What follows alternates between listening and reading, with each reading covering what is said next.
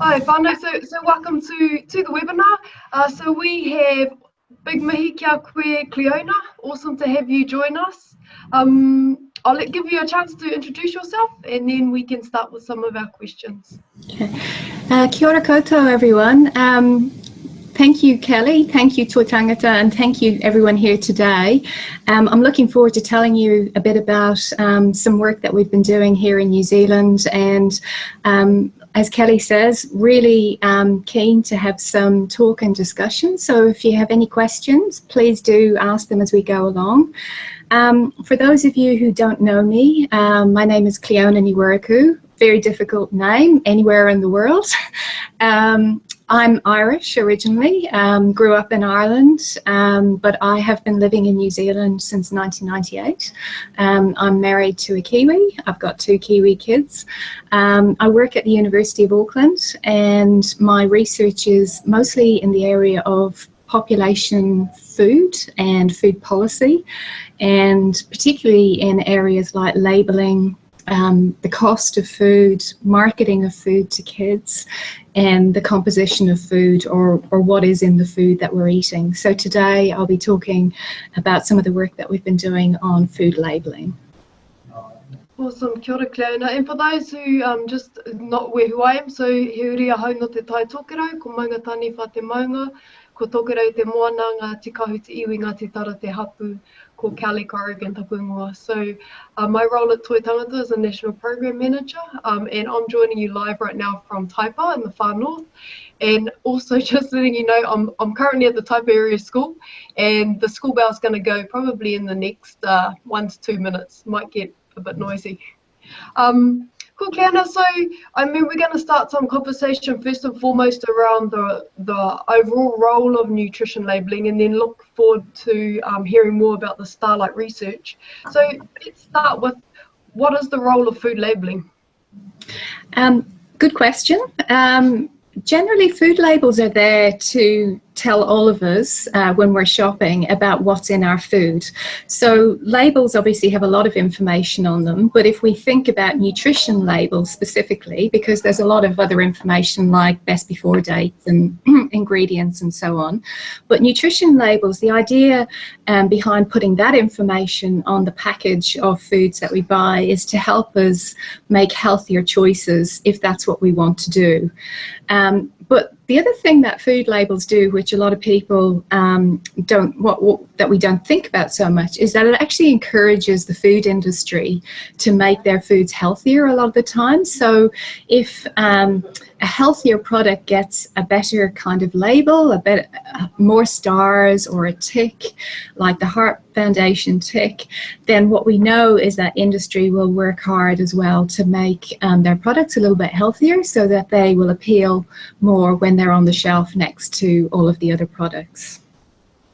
Cool. And in that, so I'm hearing, are there a number of types of food labels in New Zealand? Yeah, lots of types of food labels, but there are probably 4 main kinds that we'll all have seen when we go to the supermarket. The first is on the back of packages, there's something called a nutrition information panel, which looks like a table of nutrition information. And those labels are what's called mandatory. So the government has regulated to say that all packaged foods that are on sale in New Zealand, most of them have to carry a nutrition information panel so that shoppers can understand what's in their food. But the other kinds of labels that many of us will have seen is the Heart Foundation tick, which is a tick on the front of packages. The food industry endorses a system called the Daily Intake Guide, which looks like a thumbnail and will say, in one serving of this breakfast cereal, you will get, for example, 400 kilojoules and X% of your daily intake of fibre and protein and so on. That's a kind of quite a complicated label for people to understand, just like the back of pack nutrition information label is too. But the other label that you might have seen a little bit more of recently, and that I'll be talking a bit more about today, is the new Health Star rating system, which is a star rating system that goes from 0.5 star to 5 stars, with healthier foods foods carrying more stars, and that's a labelling system that was adopted by the New Zealand and Australian governments in 2014, and that we are starting to see rolled out. You'll probably have seen most of them in the breakfast cereal aisle, but increasingly more and more products are starting to carry those health star labels. And the difference between those is that, and the back of pack labels that are on most foods, is that the health star rating is on the front of the pack, so that it's easier to just see when you're just glancing at a package what's in it.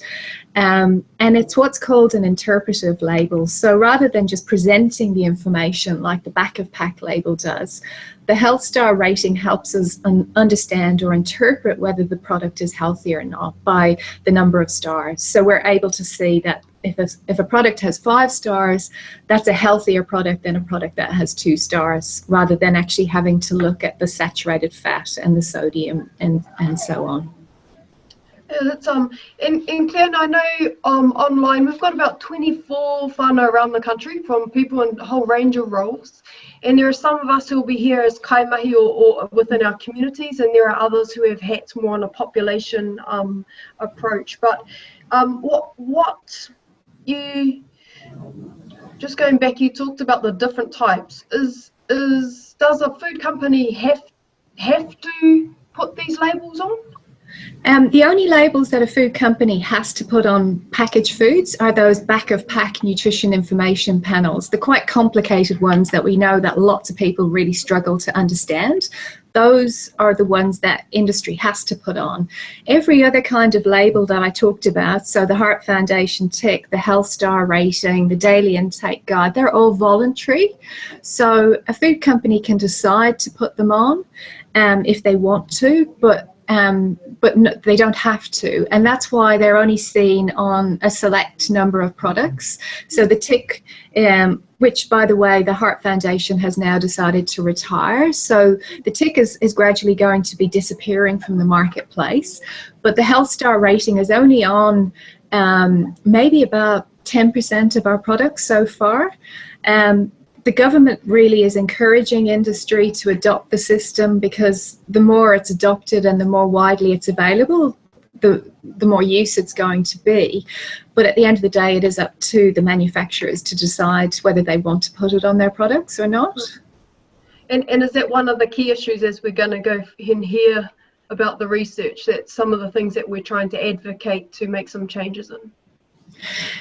Yeah, a lot of people feel that if we're going to adopt a labelling system, that it should be mandatory, so that it should be on all foods, because if it's only on a small number of products, it's not really making a very big difference, and it's not really helping shoppers very much, because you know, the best scenario would be if a Health Star rating system was on every product on the shelves, so that we're able to compare. But if it's only on 1 in every 10 products, then we as shoppers are a lot more limited in what we can, in how well we can use it. So the Australian government, when they adopted it in 2014, they said to the industry, we're going to monitor the uptake of this system, and if we don't see wide uptake within 5 years, so they've given the industry 5 years, then we will look to make the system mandatory or compulsory. New Zealand didn't go as far as that, but because Australia and New Zealand are both adopting the system, it is possible that if Australia made it mandatory, that there might be pressure that would be put on the New Zealand industry as well. But at the moment, New Zealand has stopped short of saying that they would make it mandatory if it's not widely used. Right. And then Cliona, just going back to you mentioning about the Heart Foundation looking to retire their tick, and there's still some other labelling that is in food. Like as a mum of 3 and trying to read those, I mean, it gets quite complicated in terms of there being different approaches. Is there any conversation between all of the different label creator, you know, leads to get that collective approach? I think definitely it's recognised that it's a problem if we have too many labels in the marketplace, and part of the the reason that the Heart Foundation has decided to retire their tick is because they feel that the Health Star rating system is now doing what they set out to do in the first place. The tick did amazing things. It was the only front of pack label we had for many years, but they now feel that this Health Star rating system, which is government endorsed, has really, you know, I guess in a way come along and taken the place of the tick. So that's an example of where the Heart Foundation has said it's too complicated to have too many labels. The food industry, because these labels are voluntary, they can still decide to put multiple labels on their product, or they can make a decision to only do one.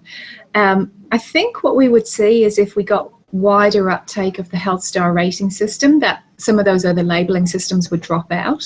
We will always have the back of pack system because that's mandatory and it's there for people who really want very specific information. So if people have high blood pressure, for example, and they really want to know how much salt is in a food, that's where they will go to the back of a pack.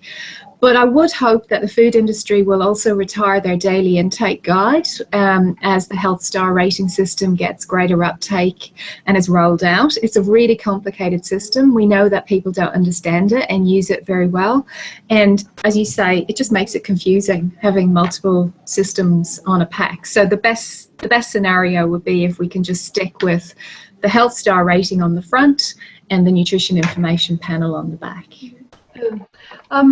Awesome, Cliona. And just thinking, team, for those who are listening in, before we sort of move into the results more specifically to Starlight and the implication of that area, has anyone got any questions or anything from the discussion around general nutrition labelling that you'd like to ask of Cliona?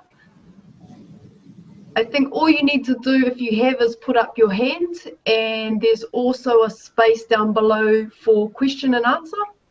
And if you do have any questions, fire them in, because again, really keen that this is interactive and we maximise the time that we have with Cliona too. Oh, kia ora, Margaret. So I see you have a question. If you go into the Q&A part down the bottom, you can type in your question and then I can ask that of Cliona. This is learning for all of us, team.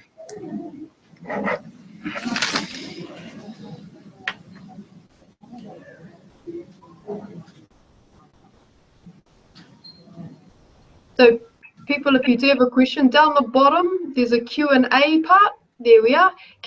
So Margaret's asking, I'm keen to know if there's any plan to increase the size of labelling for older adults to read the info. Kia ora, Margaret. Very good question. It's something that people talk about a lot. And there was a big review of food labelling in Australia and New Zealand a few years ago, and that was a major issue that came up then.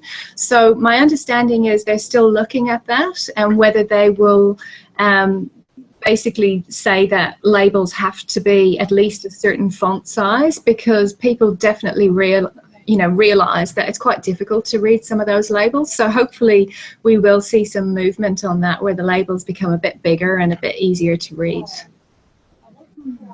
Cool, thanks Margaret.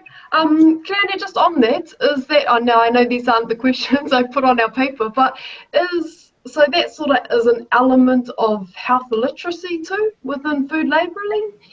Where's that conversation going in terms of making sure all of us as community people understand what's on labels? Yeah, the health literacy thing is really interesting when it comes to labels, and it's a particular issue with the non-interpretive labels. So the kind of complex ones like we have on the back of pack. There have been studies that have looked at how well people can use those kind of labels and understand them and use them to make healthier choices. And we know that there's a big problem with health and nutrition literacy and nutrition with those kind of labels. But the newer kind of labels that we're seeing on the front of pack, like our Health Star rating system, but also things like the Heart Foundation tick and things like the traffic light labels as well in the UK, they're really, what they're trying to do is kind of help everybody be able to understand equally how healthy a food is. So rather than relying on health literacy to actually be able to read and understand a label, what they're doing is kind of interpreting the information so that it's a bit easier for everyone to understand. And a lot of the studies that have been done have shown that labels like traffic light labels and health star labels are definitely much better understood by everybody. And some of those differences that we see around health literacy with normal labels actually disappear with the health star rating and with the traffic light labels. And that's a really good thing, I think, about those simple front of pack labels, that they help to kind of remove those differences that exist due to health literacy. Yeah. Cliona. We've just got one more question here from Kit in terms of the conversation you had around the Heart Foundation tick slowly disappearing. Are you aware of the time frame that they're going to slowly phase that out? Has those decisions been made yet? I'm not sure what the exact time frame is, but normally it depends on how often manufacturers replace the packaging on their product. So on average, that for most manufacturers, that's maybe every 2 years that they update their packaging, and they might change the colours and put different things on and take things off. And that's when they would normally take off the tick. So for a lot of manufacturers, it probably depends when they're next replacing the packaging, and then the tick will come off. So the tick will stay in the marketplace. Probably we'll keep seeing it for another year or two, but my guess is within about 2 years we won't see it at all, because at that stage most of the product packaging that's on our shelves now will have been updated. Cool, Cliona. There's some more questions coming through, and I thought some of those might be answered in your the next part around Starlight. So I just wondering if you want to share with the team what the Starlight research is about. Yeah, sure. So Starlight really came about because there's been a lot of talk about bringing in these kind of simple front-of-pack labels like star ratings and traffic lights. But what we haven't been able to really understand is whether they really change what people buy. So we do know, I mean, there's been lots of research and studies done for years that show that these labels definitely help people understand what's in their food. People like them. They can use them to make healthier choices. So if you ask people which is a healthier product, with the different labels on, they can say that one is healthier than this one. But what we don't know is whether actually people use them very much when they go to the supermarket, and if they do use them, do they actually change what they were going to buy? So that was really the idea behind the Starlight trial. But as you can imagine, it's quite difficult to go into the marketplace and put different labels on foods. We can't do that. So we had to kind of have a think about how we would be able to measure it in the real world. Excuse me. And so what we did was we used a smartphone app. So some of you out there might be familiar with the Food Switch app, which is an app that you can get on your smartphone. And if you download it, what you can do is you can use the camera on your phone to scan the barcode of a product, and up will pop a traffic light label, which tells you, gives you red, amber, green to tell you how much salt, fat, and sugar is in a food. So we decided we could use that kind of technology to recruit a big group of New Zealanders, and then give them access randomly to different kinds of labels, and then watch and see whether those different labels changed what people bought in the supermarket. So what we did was we put lots of notices out there, and some of you are probably people who helped us recruit for Starlight, so thank you if you did that. And we recruited 1,350 New Zealanders all across New Zealand. And when they signed up for the study, we then split those 1,350 people into 3 groups, 3 label groups. And the first group got the Health Star rating label on their phone. The second group got the traffic light label, which is used in the UK and is a really well-known front-of-pack label.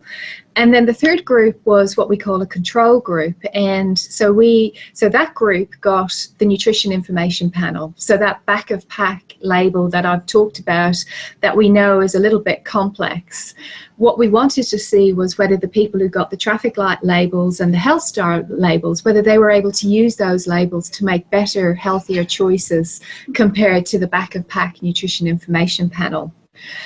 So the people were split into groups of around about 450 each, and then over a 4-week period they used their smartphone app to scan the barcode of products when they went shopping, and if they were in the star rating group they got an automatic health star rating label. If they were in the traffic light label group they got a traffic light label, and if they were in the nutrition information panel they saw the nutrition information panel. And we followed everybody for 4 weeks, and we recorded everything that they bought over a 4-week period. So every time one of these shoppers went to the supermarket, they sent us information on what they bought, and we recorded it all, and then we were able to look at whether there were differences between what people who got the stars, the traffic lights, and the nutrition information panel bought. At the end of the study ended at the beginning of last year, and at the end of that, when we did all of the analysis, what we found was that for the group as a whole, the whole study, there was no important differences between the people who had the different kinds of labels. So we didn't see a significant increase in healthier food purchases for people who had the star labels or the traffic light labels compared to the control labels. What we did see important and significant differences for was people's preferences for those labels. So people hugely said that they preferred the star labels and the traffic light labels. They liked them better, they could understand them better, and they felt that they were more useful. And the other thing that we saw was that when we limited our analysis to people who use labels a lot, because remember, we're not sure how often people really use labels, and what we found in the Starlight study was that it's not very often at all. So when people go to the supermarket, they only use it for a few products, and so on average in the study we found that people were only maybe scanning 8 products a week. So if you think about your normal household shop, if you go once a week, people were using the labels for about 8 of those products, which was not unexpected, because lots of research suggests that that's pretty typical, that people don't use labels a lot. But when we then looked at the people in our study who use labels more often than that, which was about 3 in every 10 of our shoppers, we did find then that the star labels and the traffic light labels actually supported healthier food choices. So I guess the takeaway messages were that at a population or at a whole of New Zealand level, these kinds of labels don't really have a very significant impact on the healthiness of what people buy. But people do prefer them, they like them, and they find them helpful. And for the small group of people, about 3 in every 10, who are actually really interested in what's in the food that they're buying, those star labels, like we're seeing rolling out in New Zealand, are actually better than the back of pack labels for people who really want to understand what's in their food and make healthier choices. Cool, Cliona. I mean, there's lots of questions that arise from that, but just from that last part around those that are using them, are they already the healthy people anyway? I mean, what type of people would already be using those, and is that where we're trying to impact change for? Yeah, I mean, we know that the people who tend to use nutrition labels tend to be people who are a little bit healthier or more interested in healthy eating anyway. But the thing that we did see with the Starlight trial was that most of the people in the trial said they were really interested in healthy eating. So 97%, almost everybody who was in the trial were people who were really interested in healthy eating, which is not surprising because those are the kind of people who tend to join studies. So what we found, so I guess what we can say about Starlight is that even, in a population that overall is really interested in healthy eating, we still see that difference for people who use labels more often. So I guess what it's telling us is that if people use labels a lot, that those kind of labels are still helpful. But in the general population, which I think maybe is what you're asking, Kelly, certainly labels are used more by people who are interested in healthy eating and lifestyles, who maybe have food allergies. They're used more by women. They're used more by older shoppers than by younger. So certainly there are demographics that tend to come in that mean that certain groups of people are more likely to use labels. But I think what the trial tells us is that if we can get people using these labels more often, then they actually can make a difference for everybody, not just the people who are the most motivated. And Cliona, again, just wondering, is that also highlighting that the nutrition labelling might actually have a more impact at a policy level and more with food industry than it is with Callie, who lives in Taipa in the far north in New Zealand? Is that the role? Yeah, I think what it tells us, I think that they have two effects. For the people who are really interested and who are willing to use labels, they can be useful. But if we're looking for them to kind of change our population diet, labels are not going to do that by themselves. But your question about industry, I think, is really important, because in a separate piece of work that we've done where we've looked at how introducing the health star rating system in New Zealand has changed the food supply, we have found that even in 2 years, industry who put the health star labels on their food, they've reduced the salt content of their products, they've increased the fiber content of their products, and they've reduced energy. And those are effects that affect everybody who buy those products. So it means that those effects kind of can bring benefit to everybody in the population, even if they're not actually reading labels. So yeah, I think at a policy level, the labels are important to help people who really are motivated and want to use them. But I think they're probably going to deliver the most benefit for all of us by giving an incentive to industry to actually start looking at their products and thinking, how can we get a better star rating? Yeah. And just on that, thanks, Claire, and I just seen your kōrero here, Irina, in our questions, and Irina's put up a kōrero to us around noticing it seems to be the plain package budget brands may be less likely to sign up to the star rating, as this might mean they have to, invest in changing their packaging and reformulating recipes to suit. So one, Irina's supporting the rollout of mandatory health star labelling, but then also be great to hear your thoughts about that, recognising from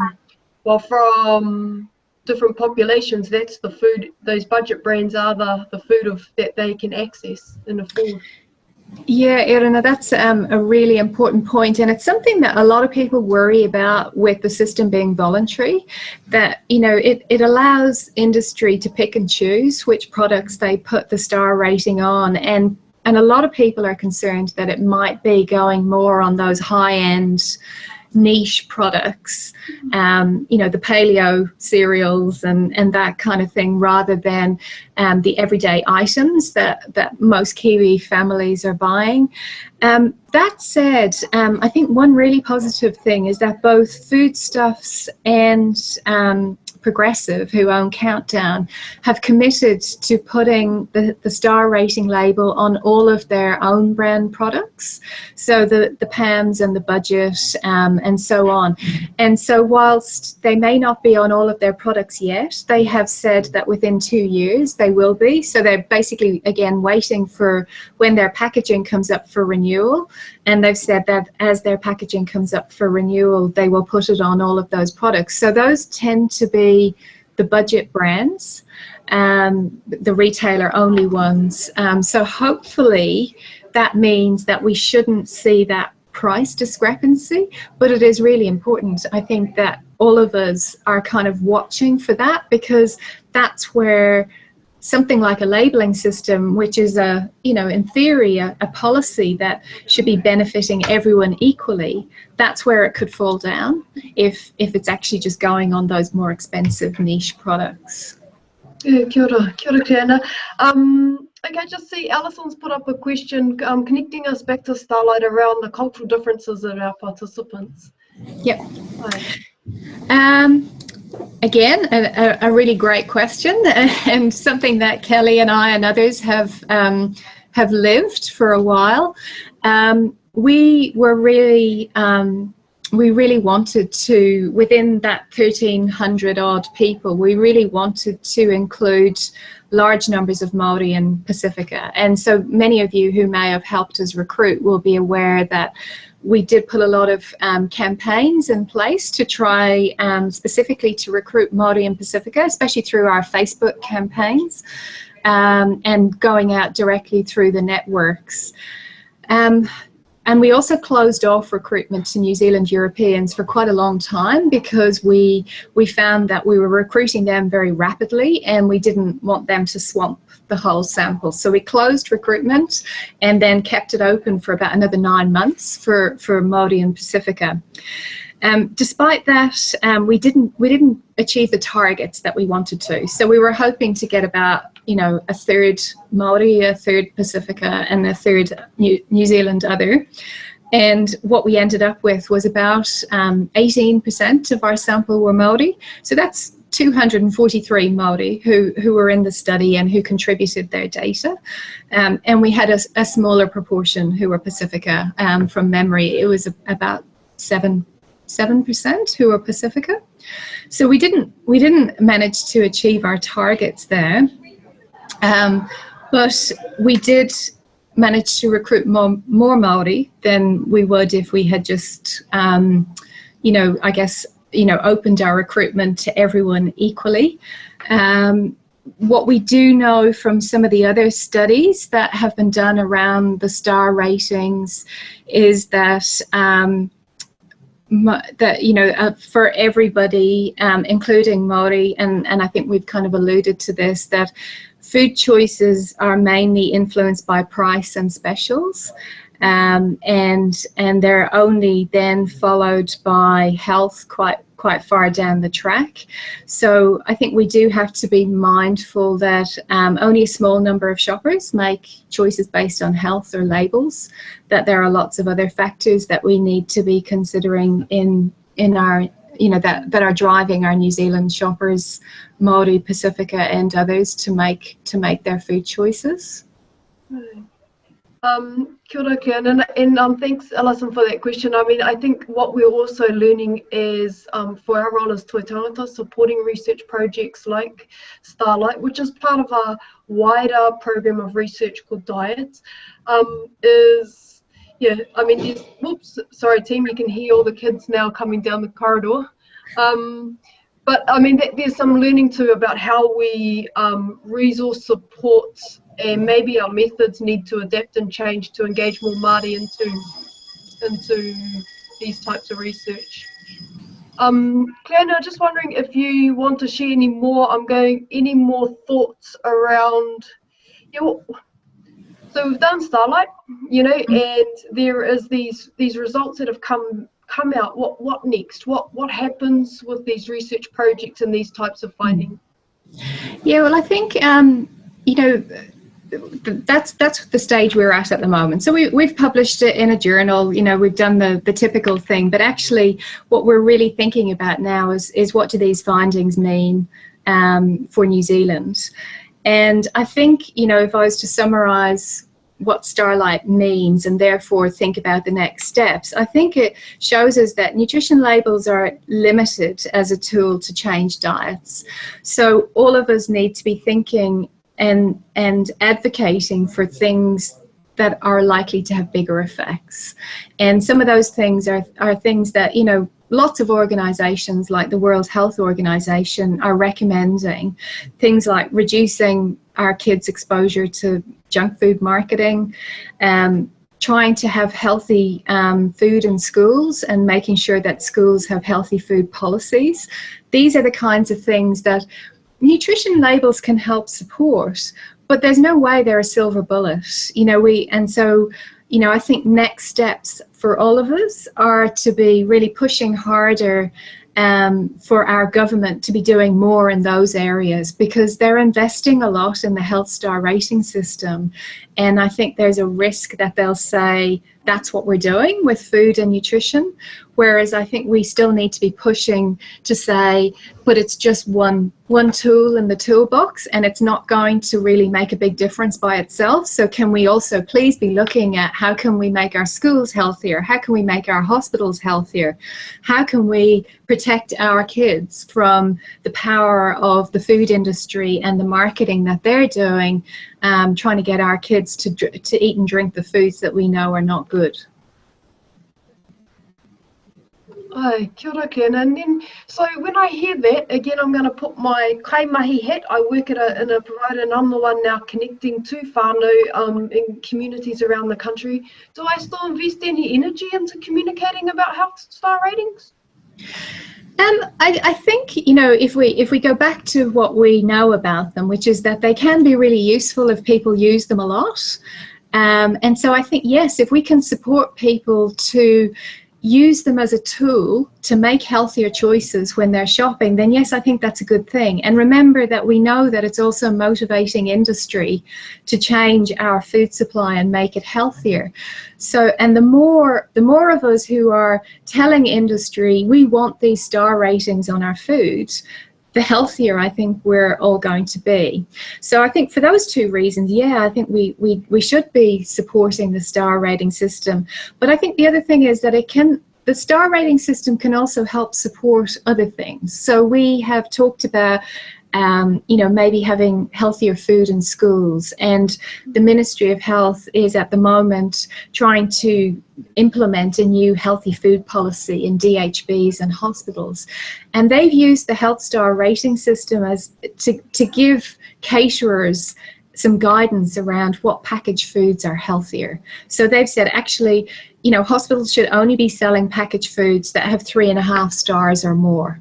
So I think, you know, the star rating system, if we're just relying on it to change the choices we make as shoppers, is limited. But if we see it as a tool to kind of motivate industry to change their products and to help provide guidance around, you know, healthier foods, and saying we want foods that have 3.5 stars or more, then actually I think its benefits could be much, much wider than simply informing people what's in the foods that are on our supermarket shelves. And Cliona, is that a key message to remember? We're aiming for 3.5 stars or more. If I'm the shopper and I'm going into my supermarket for my family, is that the type of crisp, clear message? I think it is. It's not one that's come through strongly in any of the social marketing campaigns, and that's because it's only been comparatively recently that some work has been done to look at where that cut point might be. And the work that was done showed that 3.5 stars is that point at which, if it's less than that, it's what we consider to be an unhealthy food or a treat food. And if it's 3.5 stars or more, it's more what we would consider to be a core food, or, you know, something that, you know, we're in, you know, families are, you know, good foods to eat. So yes, I think if we were talking about simple messages, it's one that we should be bringing to our communities. It's just unfortunately not one that the government has taken up and run with yet, but we are confident that that's really the point that we should be looking for. Cool. And then Cliona, just seeing some of the questions that are still there from both Kit, Liz and Marguerite. There's that questioning around the stars, and I know Nutrigrain consistently comes up in dialogue all around the country because we see it with a 4-star. You know, what's your thoughts around that, and understanding how some of those products get their stars when, like Liz says there, it has a 26.7 grams of sugar? Yeah, I think that's a really great question, and I'm glad you brought it up, because it's a real big area of concern for lots of people about whether the Health Star rating is really giving the right ratings to some foods. And I think there's a general recognition that it's not doing very well with high sugar foods, that it seems to be not kind of weighting sugar enough. So I guess to go back a step and explain how the rating actually works, a packaged food gets a certain score based on what we call the negative nutrients. So the salt content, the energy content, the saturated fat, and total sugar. So remember, total sugar can be natural sugar in fruit and dairy products, as well as added sugar. And then it also gets positive points for things like how much fiber it's got, how much protein it's got, and how much fruit and veg content is in a food.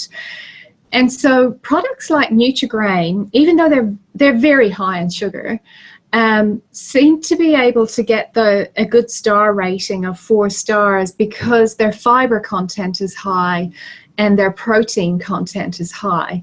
And that's kind of offsetting the negative points that are coming from sugar. And so I guess the big question and the work, a lot of the work that's going on behind the scenes at the moment is if we need to change the scoring somehow so that that we're taking better account of how much sugar's in the food, and particularly how much sugar is added to a food.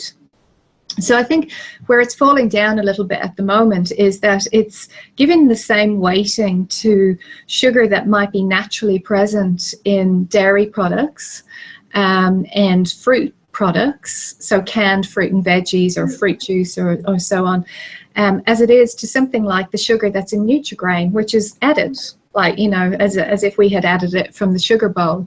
And so there's a lot of work going into whether we need to actually be able to focus just on added sugar and how we can make sure that the sugar is being weighted well enough, because I think we recognize that products like Nutri-Grain are not consistent with our dietary guidelines. And so we do need to be looking at changing the star rating so that it better reflects our guidelines.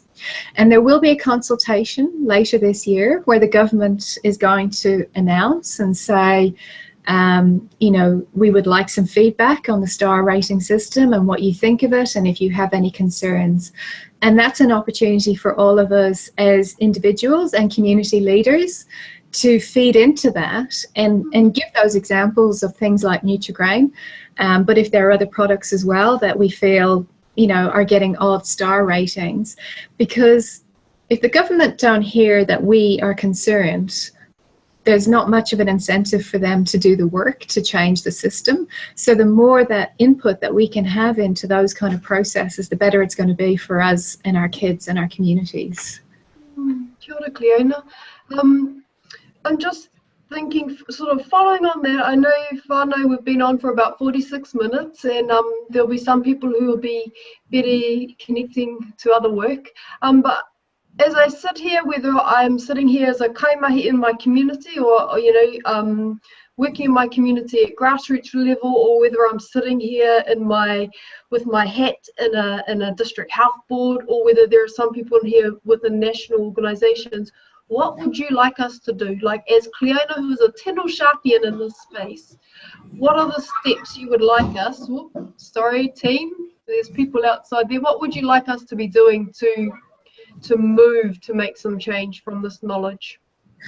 I think, the kind of thing you talked about, Kelly, which is kind of getting the word out about the health star rating system, and that it is a way for people to make healthier choices, but also probably supporting it more widely for the reasons that I said, that the fact that it can drive change by industry and it can underpin other healthy food policies. I think there's a risk that if we pull down systems like the health star rating system, and there are lots of people who don't agree with it and who are quite vocal about that we end up with nothing. Whereas actually I think what we need to do is say, okay, it's not perfect at the moment, it's better than nothing, but how can we make it better? And so, yeah, I think it's about getting the word out. Things like those messages around 3.5 stars or more, but also maybe just more widely, if we have opportunities to kind of feed into any kind of processes or discussions around these kinds of things, to recognize that there, the health star rating system can bring some benefits, and that we can, all of us, can change it to make it better as well. But we have to kind of be vocal about doing that, because there is a real risk that government will do nothing if they don't hear our voices. Yeah, no, I suppose Cliona, that's leading. We've got one other partai coming through around, does voluntary front of pack labelling as it stands help increase disparities between low socioeconomic groups and high socioeconomic groups? So as we all try and push for that, it's a really good question. I know we've had different discussions too in terms of Māori and ethnic differences, and for Māori, what's the benefit of this? So what's your thoughts about that increasing inequities? I think the fact that it's voluntary does make it a bit more risky. Like I said, if the fact that industry can choose which products to put it on, I think there's a risk that it will go on niche products, although industry is telling us that that's not the case, and certainly the retailers seem to be rolling it out on the lower cost products.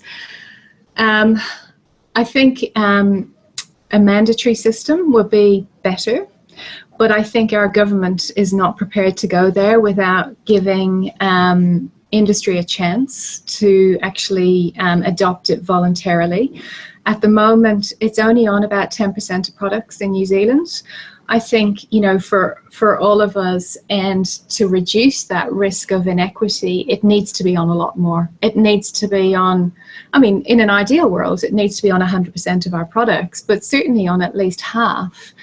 As regards, the fact that, labels work in the two ways I've talked about, what we do know is that Maori can use and understand the health star rating system as well as anybody else. That there are no ethnic differences in how New Zealanders can use and understand the system. And that's really positive, because those differences are there for the Nutrition Information Panel. So I think, it's a good thing that we now have a system that has eliminated those ethnic and socioeconomic differences in terms of people's understanding of the system. If we can get it on more products and industry reformulate, then I think that's going to be an equitable thing, because that's going to benefit everybody, whether or not they decide to use the labels or not. But that said, I think we really need to monitor this space. There needs to be, I think all of us as individuals kind of need to be keeping a watching brief on what kind of products we're seeing it on, and whether it's going on the expensive ones or the cheaper ones, what kind of feedback our communities are giving to us in terms of how useful it is. But also the government needs to be doing independent evaluation of the system. And they are doing some of it. So they've just finished a 2-year evaluation, and at that point, 2 years after it was implemented, the star rating was only, that was last year, was only on about 5% of products. I think if at the end of 5 years we're not seeing it much closer to 50%, then yeah, I think we really all need to start pushing to say the voluntary, leaving it to industry to decide whether to put it on products is not working, and therefore we want government to step in and make the right choice for all of us. Kia ora, Cliona. Sorry, we just had lots of noisy kids going past again. It sort of makes sense to me, Cliona, when you say that around the literacy between different, as Māori for those. I've been sitting in the whare in Te Arawa and in Uawa in the last week, where you look above at the core whaiwhai patterns, and you look at the knowledge within whare, and they may look and be designed simplistically, but they contain, complexity of knowledge. So, I think we also need to remember, those visual types of labelling can be effective for all. Yeah. Cool, Cliona. Is there any other things? I was just thinking, I know there are some people still would like to have questions, but I thought we might be able to wrap up this session, and then if there are people who would like to stay online and ask some questions, then we can be here and keep on going through some of those. But just again, as in this space, is there any other key points you'd like to communicate to those of us online and those who will be watching later on? No, I think just to, I wanted to say thank you to Callie and Toi Tangata and all of you here today to be given the opportunity to actually talk about our research and what it really means, for everyone on the ground. It's awesome for us as researchers. So, big thank you for that. But also to say that, I'm happy to stay online for a little while afterwards, but also, always open to, if any of you have questions about labelling or star ratings, or, you'd like any feedback, whether it's on our research or just generally, because I also sit on the New Zealand Health Star Rating Advisory Group. I'm really happy to, contribute and just kind of engage in korero around that. So, get in touch. I'd love to hear from you. But yeah, I think, if I had to kind of, finish, I think, nutrition labels are not a silver bullet. We do need other things. But I do think that they can support some people to make healthier choices, and that definitely they are encouraging industry to make healthier products. So, not a bad tool, but it can't be the only one that we use. Oh, look, tēnei te mihi mahana ki a koe, Cliona. Thank you for coming online and sharing with us. And for those also who have joined us online, whoops, is that noisy, team? Can you hear all these kids coming in the background? No, but just big mihi to everyone who's come online around the country too. One of the roles that we're trying to support here at Toi Tangata is how do we connect the research knowledge that's happening to our communities and to those of you who are doing the sharp mahi all around the country, and then probably also then how do we share and influence actually working forward so this knowledge does make change.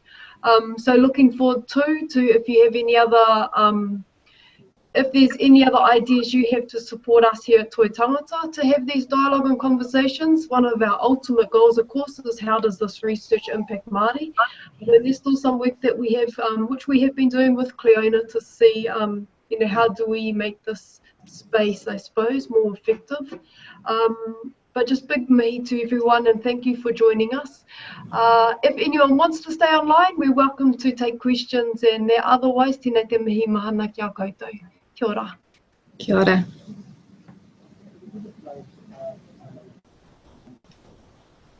Cool, team.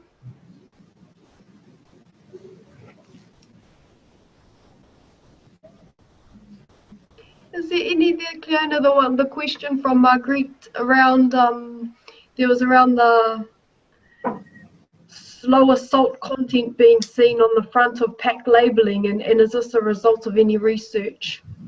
I'm just reading that one now. So Marguerite is saying that there is a blue stripe listing lower salt on the front of pack. I don't think, to answer your question, that it's the result of any research here in New Zealand. I think it's probably, again, it's voluntary, so it will be something that industry has decided to do, and probably in the case of products which are low salt and they really want to kind of promote that. But there are other countries that actually have warning labels, to say things are high in salt, and some that have more positive labels that say low in salt, and they seem to work even better than the kind of the front of pack labels like the Health Star rating. But of course, they only work for one nutrient. So, the salt example is a really good one. But what the Health Star rating is trying to do is to kind of rate a whole food.